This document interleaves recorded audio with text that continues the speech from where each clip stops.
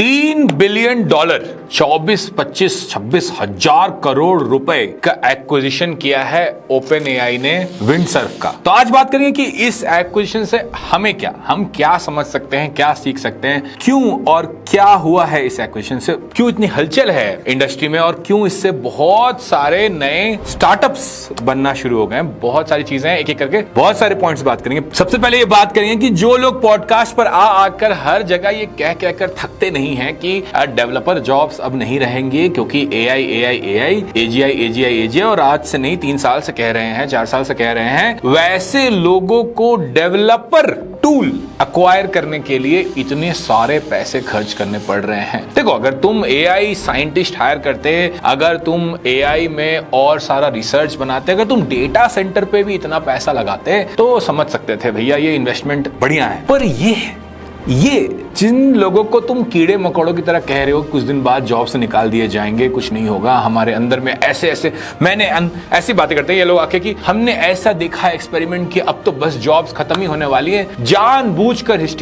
मास hysteria फैलाते हैं, डर फैलाते हैं। वैसे लोगों को शर्म नहीं आई $3 बिलियन खर्च करने में? क्यों किया खर्च? तो पहली चीज तो ये बहुत ही क्लियर है कि देखो, इनके पास भी कोई अलग एजीआई नहीं है, इनके पास भी कोई अलग कोड डेवलपर नहीं है, इनके पास भी अगर इनको इतना होता तो सैम भैया को बस बोलना चाहिए था कि सुनो भाई, चैट जीपीटी एडवांस वर्जन जो हमने रिलीज नहीं किया अभी तक, ऐसा करो एक विंडसर्फ का क्लोन लिख दो। और लोग बोलते कि चैट जीपीटी जी मालिक तुरंत लिख कर दे देता। ऐसा क्यों नहीं किया? इसके बहुत सारे रीजन है। एक सबसे इंपॉर्टेंट चीज जो है वो ये है कि अब चैट जीपीटी को आए हुए जब से हमने एआई का नया हल्ला सुना है। देखिए, बहुत लोग, आप लोग ऐसे यंग हैं, आपने नहीं देखा ये एआई के हाइप साइकिल और विंटर साइकिल्स। अगर आप गूगल करोगे या चैट जीपीटी करोगे तो आपको पता चलेगा कि ये हर 10-15 साल पे ये साइकिल चलता रहता है। जैसे कि एक साइकिल 10 साल पहले आया था, बहुत जबरदस्त साइकिल था कि भैया अब कोई ड्राइवर नहीं होगा, अब तो बस कारें चलेंगी खुद से, सेल्फ वाली कार चलेंगी। बिल्कुल कहाँ है आज? कितनी कारें आप देख रहे हैं? कहते कब से इलॉन भैया कह रहे हैं कि नहीं अब तो बस इस साल कुछ नहीं हुआ। चैट जीपीटी आया, लोगों को लगा अरे वाह, ये तो इंग्लिश लिख सकता है, ये तो इंग्लिश बोल सकता है, ये तो कोड भी जनरेट कर सकता है, अमेजिंग बात है, अब तो कोई नॉलेज वर्क सेफ है ही नहीं। तो फिर से हल्ला शुरू हुआ कि बस अब तो ये होने ही वाला है, करे ही जा रहे हैं। अच्छी बात ये कि इस पे पूरा गोल्ड रश चला है, खूब सारा पैसा खर्च किया गया। करते 3 साल 4 साल हो गया। आप किसी से भी पूछो जो आज के टाइम पे एंटरप्राइज में काम कर रहा है, कंपनीज में काम कर रहा है, उनसे पूछो, अपने लाइफ में देखो कौन सा ऐसा टूल है जिसने किसी की जॉब को पूरी तरह से एलिमिनेट कर दिया। बहुत लोगों ने ये ट्राई किया कि जो चैट सपोर्ट है, जो चैट बॉट्स हैं, वो लगाकर वहां से हम थोड़े पैसे बचा ले, हल्का फुल्का वो भी काम किया। लेकिन मैक्सिमम कंपनी जो इस रास्ते गई हैं वो वापस आ गई, कह गई कि नहीं भैया कस्टमर हमारे छोड़ के चले जा रहे हैं, एआई से तो ना हो रहा। तो अगर first level second level doubt clear करना है तो एआई कर लेता है, पर जैसे ही थोड़ा सा डेप्थ में जाना होता है एआई के पसीने छूटने लगते हैं। उसके बाद गूगल ने, माइक्रोसॉफ्ट ने अपने टूल्स लॉन्च किए, प्रोडक्टिविटी सूट्स, ऑफिस जो उनके दोनों के हैं, जी सूट और माइक्रोसॉफ्ट ऑफिस, उसमें उन्होंने कहा भैया $10 का एक लाइसेंस खरीदो पर यूजर और एआई से better Word, better PPT, better Excel, better ये, बेटर वो, better email summarisation, better meetings, ये सब करो। लोगों ने कहा ठीक है भैया, इतना हाई बनाया है, इतना हुपला बनाया है, ये भी करके देखते हैं। पर आज जाके देखो तो कोई भी इन टूल्स को यूज नहीं करता। थोड़ा मोड़ा, कभी लेफ्ट कभी राइट कभी सेंटर, अब बटन लगा दिया, इतना अगर आप गूगल खोलोगे इतना बड़ा दिखाता है कि अरे जेमिनी यूज कर लो, लेकिन कोई करता नहीं है। क्यों? क्योंकि देखो, हर किसी का जो वर्क फ्लो होता है हर तरह की कंपनी में वो अलग अलग होता है, कहीं जाकर ये सटीक बैठ नहीं पा रहा। तो क्या करें? पैसा तो हमने इतना उठाया, डेटा सेंटर्स तो हमने इतने लगाए, प्रोजेक्ट्स तो हमने बोले कि भैया आधे ट्रिलियन के प्रोजेक्ट्स बनाएंगे, ऐसी चीजें करेंगे, दुनिया यहां से वहां हिल जाएगी। लेकिन एंड ऑफ द डे जब कहीं किसी ने फंडिंग उठाई है तो उसको वहां पर रिटर्न तो देना पड़ेगा। 3 साल में अगर कहीं रिटर्न आ रहा है तो वो बस एक जगह सही से आ रहा है, सही से पैसे जहां बन रहे हैं, वो है कोडिंग असिस्टेंट, कोडिंग रिप्लेसमेंट नहीं, सॉफ्टवेयर इंजीनियर रिप्लेसमेंट नहीं, असिस्टेंट। ये बात भी अब सब लोग मान चुके हैं कि भैया जो ये चैट जीपीटी है या इसके तरह जितने टूल्स हैं, वो स्टार्टर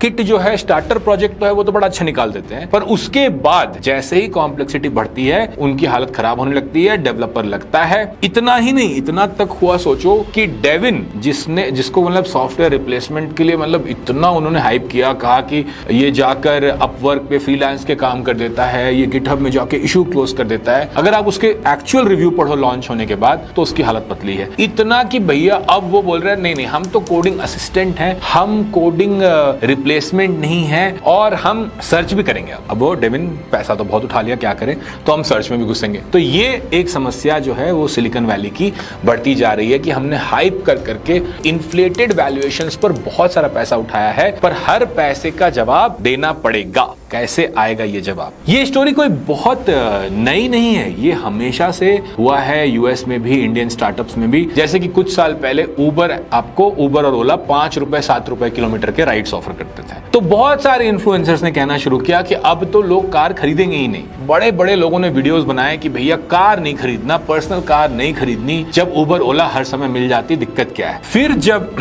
गले पे फंदा इन्वेस्टर्स का जो शिकंजा बढ़ा तो इन लोगों ने वो 5 रुपए 7 रुपए से बढ़ाकर दाम इतना बढ़ा दिया आज लोग ट्वीट करते हैं कि भैया उबर तो ओला तो अब आम आदमी के लिए है ही नहीं। मतलब आम आदमी भी वो जो लाख रुपए महीने कमा रहा है उसके लिए नहीं है। सर्ज प्राइसिंग ने इतना परेशान किया कि लोग बोले यार ये तो बहुत ही black market, black technique, ninja technique, क्या क्या है, बहुत रोए। उसके बाद अब हालत ये हो गई है कि किसी को ढंग का उबर नहीं मिलता, किसी को ढंग का ओला नहीं मिलता। हर दिन ट्विटर पर एक अमीर आदमी यही रो रहा होता है कि अरे यार ये क्या हुआ। तो देखो सिंपल सी बात है कि जब तक पैसा बह रहा होता है लोग चाहते हैं कि मार्केट कोई क्रिएट हो जाए। कई बार ये लोग सक्सेसफुल भी हो जाते हैं, बट मैक्सिमम टाइम बच जाती है, होता नहीं है कुछ। एआई के साथ भी अभी यही हो रहा है। फिर आप कहोगे कि भैया आपने बोला था विंड सर्फ के बारे में बताओगे, आप क्या उबर ओला के बारे में बातें करनी। बात इसलिए जरूरी है क्योंकि जब हम मार्केट के सिस्टम को, मार्केट के डायनामिक्स को समझते हैं तभी हम समझ पाते हैं कि ये जो एक मूव है चेस पे, ये जो पीस आपने हिलाया है, अगर बाकी सारे प्यादे बाकी सारी चीजें नहीं समझे तो वो मूव समझ में नहीं आता। मूव समझना जरूरी है कि गले पर शिकंजा है कि पैसा तो तुमने बहुत उठाया, पैसा तो तुमने बहुत बहाया, अब कुछ लेकर भी आओ। एक चीज मुझे कमेंट बताओ, एक सेकंड रुक जाओ आगे बढ़ने के पहले, कि आप एआई प्रोडक्टिविटी टूल यूज करते हो क्या आप जी सूट यूज करते हो? क्या आप माइक्रोसॉफ्ट ऑफिस कोपायलट यूज करते हो? कौन सा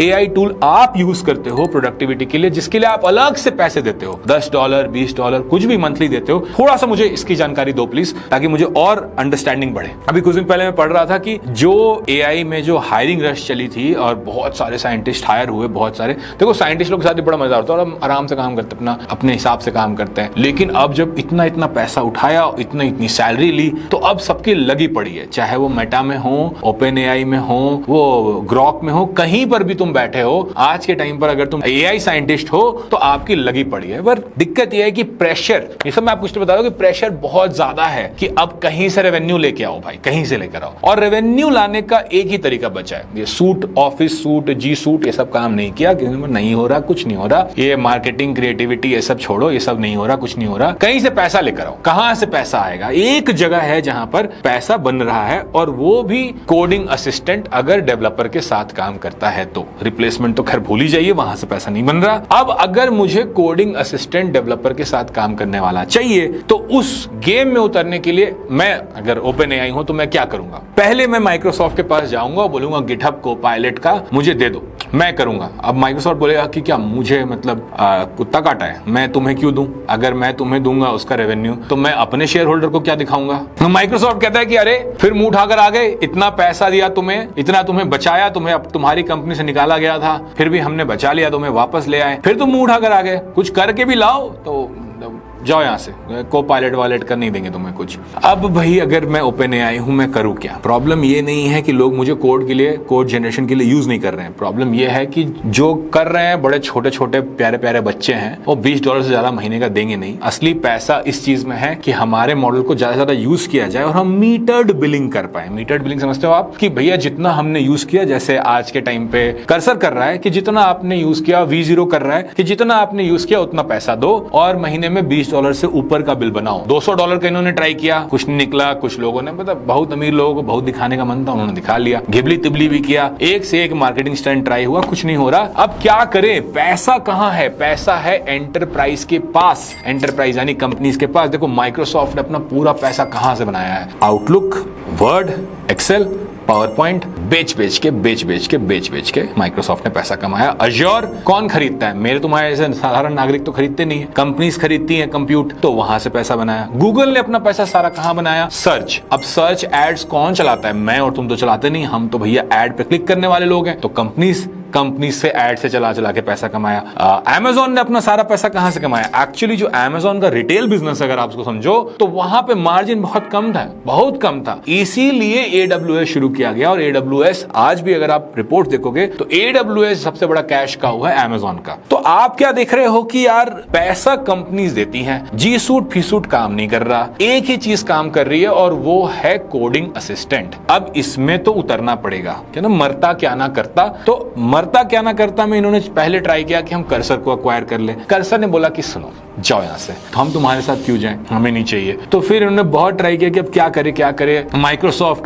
गिटहब कोपायलट तो देगा नहीं, क्योंकि फिर वो अपने आकाओ यानी शेयर होल्डर्स को क्या बताएगा। और इधर हमारा कंपटीशन बढ़ते जा रहा है, पैसा हमने भर के उठा लिया है, तो फंसे हुए तो हम हैं। तो करे तो क्या ना करे। एक सेकंड के लिए रुको, एक चीज बताओ मुझे कमेंट में कि कौन सा AI कोडिंग टूल आप यूज करते हो और क्या आपको उसको डिबग करने में वही परेशानियां होती हैं जिसके बारे में मैं इस वीडियो में बात कर रहा हूं। अब क्या ना करे तो फिर हमने कहा चलो विंडसर्फ को अक्वायर करते हैं। और ऐसा भी नहीं है कि पॉकेट से पैसा दिया है, शेयर डील है। मतलब जब और अगर OpenAI कभी पैसे बनाएगा और फायदे में होगा और IPO में जाएगा तो विंडसर्फ वालों को भी पैसा मिलेगा, नहीं तो सब लोग अपना सैलरी लो, अपना दिन रात जलाकर काम करो, फाइन है, कोई दिक्कत नहीं है। तो कुछ रीजन हमने बात की। एक तो 3-4 साल हो गए, पैसे उड़ गए, कुछ नहीं हो रहा, कहीं और से पैसा नहीं बन रहा। कोडिंग असिस्टेंट में पैसा है, मीटर्ड बिलिंग करने की इच्छा है और मीटर्ड बिलिंग एंटरप्राइज में होगा तो वहां से आपको एक कोडिंग असिस्टेंट चाहिए प्रॉपर। चौथी चीज जो इंपॉर्टेंट, जो मुझे लगता है कि एक और बड़ा मूव है जो OpenAI खेलना चाहता है इस एक्विजिशन के साथ, वो ये है कि देखो जब हम लोग कोड करते हैं IDE के अंदर यानी कि विजुअल स्टूडियो के अंदर या कर्सर के अंदर या किसी भी चीज के अंदर,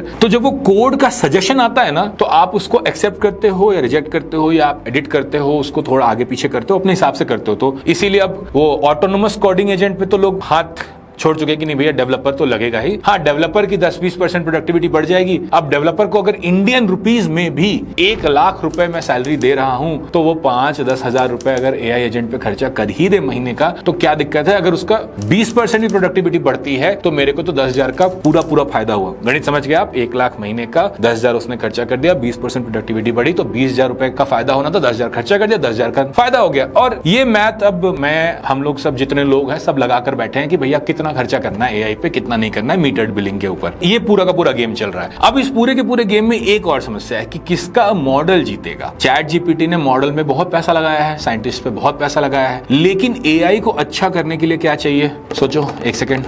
सही जवाब, डेटा चाहिए। किस तरह का डेटा चाहिए? कोड का डेटा चाहिए। कोड का डेटा कौन सा इन्होंने ट्रेन किया है? जितने ओपन सोर्स डेटा है उस पर ट्रेन किया है। लेकिन पैसा कहां है? पैसा एंटरप्राइज पे है। क्या एंटरप्राइज का कोड जो है वो गिटहब पे रहता है सबके ट्रेन करने के लिए? नहीं रहता। तो आप कैसे ट्रेन करोगे? एक ये चीज है कि एंटरप्राइज में पैसा है, एंटरप्राइज का कोड बेस बड़ा है, वहां पर ट्रेनिंग चाहिए। क्योंकि जो लोग एंटरप्राइज में हैं, बड़े बड़े कोड बेसिस पे काम कर रहे हैं, उनका कॉन्स्टेंट कंप्लेन ये है कि यार नए प्रोजेक्ट्स तो ऐसे स्टार्टर किट बना के दे देता है, क्योंकि स्टार्टर किट हमेशा से रहे। ऐसा कोई नहीं है आज तक जिसने स्टार्टर किट, लाइब्रेरी, टूल्स ये सब नहीं यूज किया है। हाथ से कौन कोड लिखता था कभी भी? पर चलो उसको वो बेटर कर देता है, बहुत अच्छी बात है। पर जैसे ही इसको एक बड़े प्रोजेक्ट में लगाते हैं, बहुत सारा इसका टोकन का खपत बढ़ जाता है और आउटकम फिर भी, आउटपुट फिर भी वैसा नहीं आता है। तो इसके लिए इनको चाहिए ट्रेनिंग का डेटा। इसके लिए इनको और एक चीज चाहिए जो बहुत इंपॉर्टेंट है, सजेशन क्वालिटी। अगर मैं सजेशन कर रहा हूं कोड का, अगर मैं कोड बोल रहा हूं ये लिख लो और मैं OpenAI हूं और डेवलपर उसको एक्सेप्ट कर रहा है तो यानी कि मेरा सजेशन अच्छा था। अगर रिजेक्ट कर रहा है यानी सजेशन बुरा था, तो जो बुरा था उसके ऊपर ट्रेन करना है, जो अच्छा था उसके ऊपर ट्रेन करना है। जब आप ChatGPT के अंदर होते हो, वेब में जो होते हो, उसके जो चैट इंटरफेस पे होते हो, तो वो कोड तो देता है, लेकिन उसमें से कौन सा कोड एक्चुअली कमिट हुआ या नहीं हुआ वो फीडबैक ChatGPT को भी नहीं जाता। तो आप मॉडल को बेटर कैसे करोगे? तो बहुत सारी चीज होती है। जब कोई कंपनी बोलता है ना कि सुनो 25,000 करोड़ रुपए ले लो, $3 बिलियन ले लो, पर आ जाओ हमारे पास, तो एक नहीं कई कई रीजंस होते हैं, कई सारी चीजें वो अलाइन करना चाहता है। तो देखो अब क्या होता है, विंडसर्फ कितना काम करता है, कितना नहीं करता है। बट करेंटली जो स्टेटमेंट है वो यही है, जो सेंटिमेंट है वो यही है कि ठीक है भाई, कोड एआई से स्पीड आया है, कोई प्रोजेक्ट शुरू करने में स्पीड आया है, लेकिन परेटो प्रिंसिपल काम कर रहा है कि लास्ट का 20% में 80% टाइम लग जाता है। क्यों लग जाता है? क्योंकि जो आप कोड जनरेट करते हो वो आपने भी नहीं पढ़ा, एआई को तो समझ है नहीं कोड की। तो फिर जब एक्चुअल में वो कोड जब बड़ा हो जाता है और आपको उसको सही करना पड़ता है, फीचर ऐड करने पड़ते हैं, डिबग करने पड़ते हैं, तो एआई भी हाथ उठा लेता है और आप भी हाथ उठा लेते हो। फिर आपको दूसरे का पूरा लिखा हुआ कोड पढ़ के समझ के करना पड़ता है। AI, Windsurf, chat GPT, open AI या कोई भी कंपनी, कर्सर या जो भी, इसको सॉल्व कर पाएंगे या नहीं कर पाएंगे ये हमें नहीं पता, समय ही बताएगा। हालांकि जिन लोगों का पैसा लगा है वो तो बहुत पॉजिटिव होंगे, मार्केट सेंटीमेंट तो अप रखना चाहेंगे। बट ये बात आप हमेशा याद रखो कि इस तरह के वेव हमने कई देखे हैं। हमने सेल्फ ड्राइविंग कार में देखा, हमने उबर ओला में देखा, हमने इवन ई कॉमर्स में देखा कि ई कॉमर्स एक टाइम पर तो घाटे में आईफोन से लेके क्या नहीं बेच रहा था, आज सारे प्राइसेस लगभग बराबर हो गए हैं। हमने इसको